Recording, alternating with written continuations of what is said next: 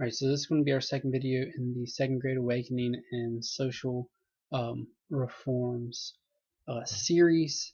This one's going to focus on transcendentalism and then the social reforms, the kind of the meat and potatoes social reforms. Alright, so transcendentalism, we're going to explain it a little bit. The biggest thing is more how it impacts the reform movement. Sorry, but it's trying to transcendentalize the intellect.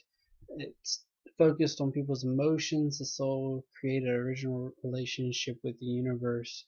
The idea is that there's an infinite benevolence of God, that God is good. There's a infinite benevolence of nature, that nature is a place of rejuvenation, a good place, not necessarily a scary place. We'll talk about transcendentalism as a literary movement later, and the thing that separates it from American Romanticism is that in Romantic work, nature is evil. Here, nature is good. And the divinity of man, that within every person there is a spark. There is a divine spark, some spiritual essence to a man. Alright? So, and that's definitely different. I mean, again, not to harp on it, but going back to Puritan New England, not everybody's going to be saved. That's their belief, Calvinism. Not everybody's going to be saved, so not everybody is divine. Right? Here, that's breaking away from it. Right, therefore, if man was divine, it would be wicked that he should be held in slavery, or his soul corrupted by superstition, or his mind clouded by ignorance. So we see it right there. Definitely going to be the formation, or the rumblings for the abolitionist movement, and trying to find and cut out any other evils in society. So transcendentalist intellectual writers, there's two main ones. These are the guys you got to know for transcendentalism: Ralph Waldo Emerson and Henry David Thoreau. Right. Ralph Waldo Emerson is self-reliance. It's the American Scholar. His is more the literary part to it. Henry David Thoreau is going to be that firebrand. Right. A lot of his is focusing on one, what is the ultimate truth? So he's going to go to Walden Pond. He's going to live in a very small cabin for over a year. The other thing is, he believes in following your own intentions. So if you believe something is bad, you cannot sit idly by and ignore it. So with resistance for civil disobedience, he really forms the core of the non-violent / peaceful protest movement. Right. So he's definitely going to have an impact there. Right. The agenda for the transcendentalism: abolition, right, well-being for people who are too poor to care for themselves or cannot actually take care of themselves. So the infirm or the mentally sick. Right. Learning to the ignorant, help to the sick, peace and justice to society. So this is what we'll call this later, is it's really a progressive movement. It's forward-looking. That America is not there yet. America is not perfect, so we need to improve it. And this is definitely the core teachings of the Transcendentalist movement. Not everybody is a Transcendentalist, though. Nathaniel Hawthorne definitely is. He believes that imperfection is always going to exist, so you've got to embrace it. If you take a look at a Scarlet Letter, that's all talking about, that's talking about that everybody's kind of got their own thing going on. There's always a skeleton in the closet, that you shouldn't judge people because everybody's imperfect.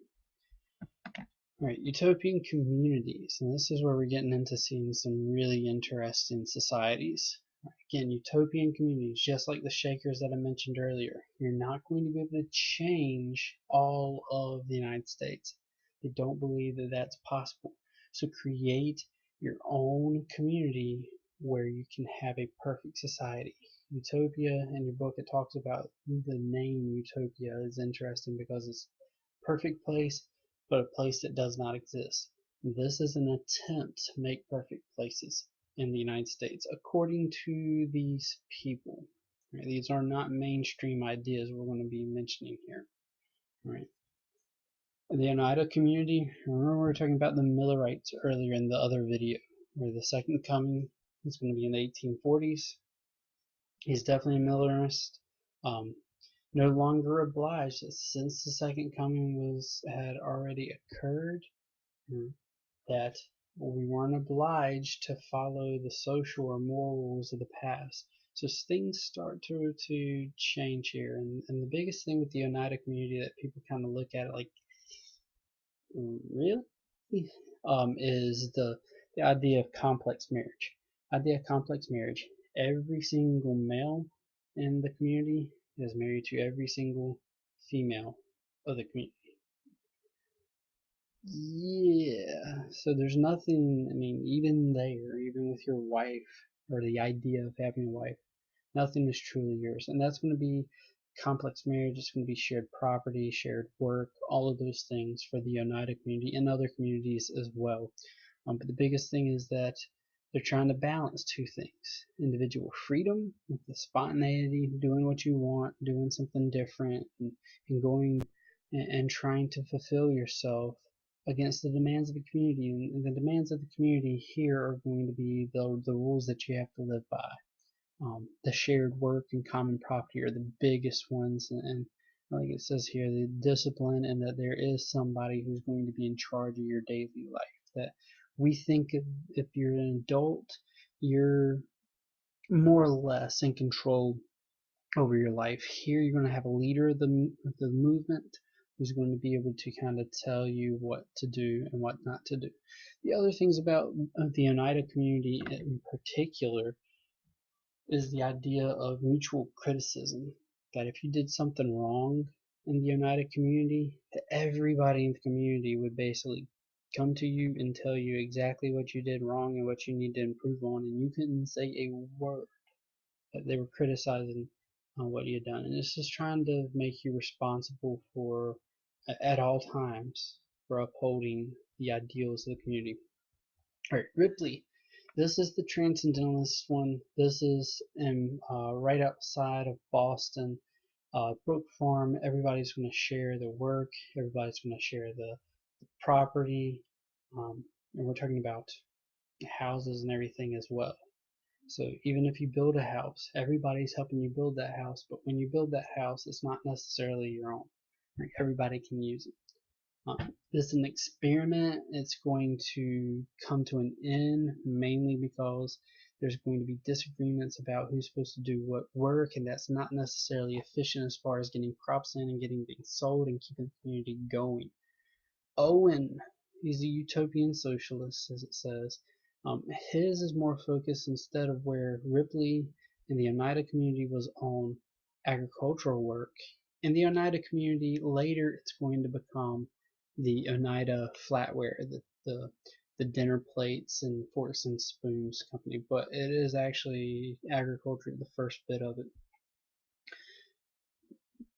Brook Farm, it's a farm, it's agriculture.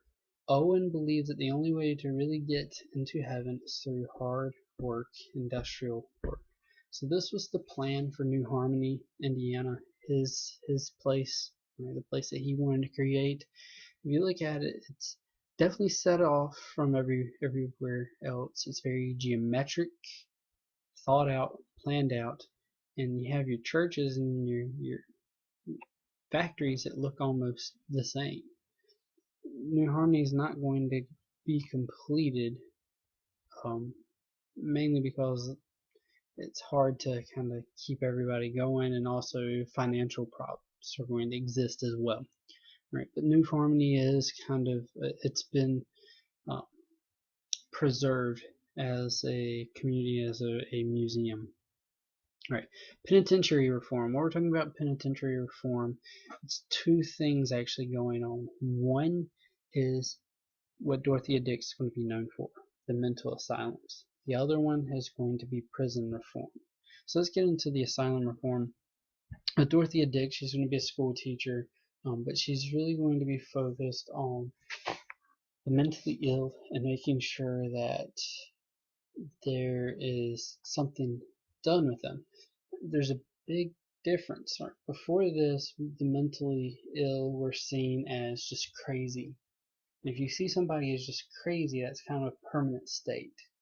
Right? You're crazy, going away from here. Which is kind of what we've been doing up to this point. If somebody has been acting out of the ordinary or strange, they've been cast out of society as to where we don't want to see what's going on with them.